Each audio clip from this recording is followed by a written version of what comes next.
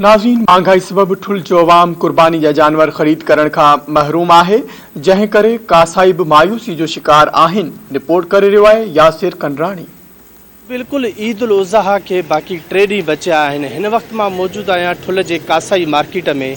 ठुल जे कासाई मार्केट में हिन वक़्त जेको आहे सो कोई भी ईद उल अज़हा जी कुर्बानी जा जानवर जेके आहिनि हिननि खे बुकिंग जे लाइ नाहिनि ॾिना विया। तंहिं करे हितां जेके कासाई आहिनि उहे सख़्तु परेशान आहिनि। अचो त इन हवाले सां असीं वधीक हितां जे कासाइनि सां ॻाल्हि ॿोल कंदासीं। संदन जो छा चवणु आहे? नज़र में कोन थी अचे त का हिन साल भी कुर्बानी जी ईद ठुल में का थिए थी। गुज़िरियल साल माशाल्लाह चंड खां अॻु में ई जेको आहे ईद जो हुयो जान तमामु बहितरीनु। हिन साल सुभाणे ॿिए ॾियारे अला ख़ैर करे ईद आहे, पर हिन टाइम तक को बि जान नज़र नथो अचे त को कुर्बानी बि का शहर में थींदी। गुज़िरियल साल 30 दाणा 40 दाणा वापारिनि खपाया।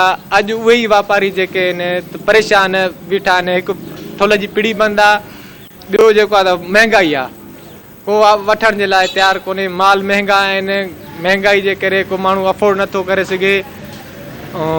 घर जा राशन जा ख़र्चा वधी विया आहिनि। साल असां तक़रीबन 3 ॾींहंनि में 30 दाणा सेला लाथासीं। हिन साल जेको आहे त असांखे कुल ई जेको आहे त 10 दाणा मिलिया आहिनि। पर साल को घटि आहे।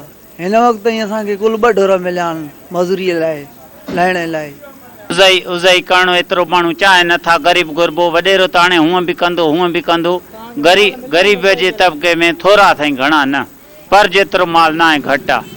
ॾाढी महांगाई आहे, हर माण्हू पंहिंजी महांगाई परेशानी में आहे। ढोर हिकु 40,000 30,000 जेको 15-20,000 छेलो मिलंदो। गुज़िरियल साल माशाल्लाह असांखे एतिरो माल मिलंदो जो लाहे न सघंदा हुआसीं। हेले महांगाई आहे, माण्हुनि जी महांगाई छेल टोड़े छॾी आहे। बसि चंद माण्हुनि वटि जेके छेला आहिनि वॾेरा करंदा उज़ई भाई ग़रीब त रुली मरी वियो। कैमरामैन अशरफ अली भट्टी सां गॾु यासिर कंडराणी, द टीवी न्यूज़।